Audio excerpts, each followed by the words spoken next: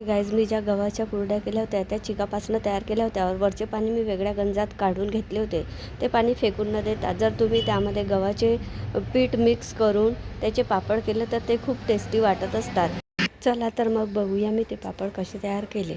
चिकाच्या वरच्या पाण्यामध्ये मी 6 प्लेट पीठ चांगले मिक्स करून घेतले होते. त्याच गंजाच्या मापाने 2 गंज पाणी यायला ठेवून मी त्यामध्ये लाल मिरची, तीळ, मीठ, जिरे टाकून घेतले. पाण्याला चांगली उकळी आल्यानंतर तयार केलेले पीठ मी त्या पाण्यामध्ये मिक्स केले. आलेले थोडे पाणी मी वेगळे काढून ठेवले आहेत. पाण्याला उकळी आली की तयार झालेले पीठ त्या गंजामध्ये टाकून घ्यायचे आहे. त्या गंजातील पापडाचे पीठ चांगले खतखत झाल्यानंतर व्यवस्थित शिजल्यानंतर बघू शकता आपण हे इतके घट्ट आपल्याला ठेवायचे आहे.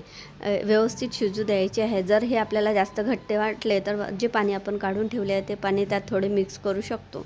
आणि जर जास्त पातळ झाले तर परत एखादी वाटी त्याच्यामध्ये मिश्रण टाकून आपण त्याला पुन्हा घट्ट करू शकतो. शिजल्यानंतर आपण हे ओला कपडा पसरून त्यावर अशा प्रकारचे पापड टाकायचे आहेत. पापड टाकताना खूप जास्त चम्मच फिरवायचा नाही.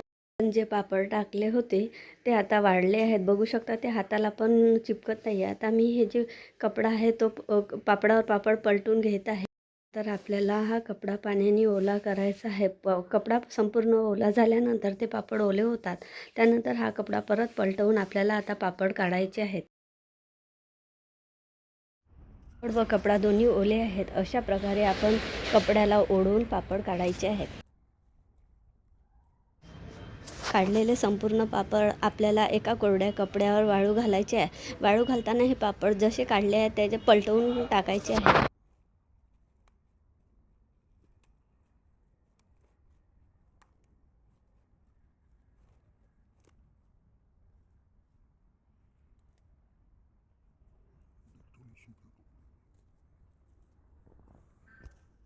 पापड आता हे 2 दिवस वाढले आहेत. आता यानंतर आपण हे पापड डब्यात भरून ठेवू शकतो किंवा तळू पण शकतो.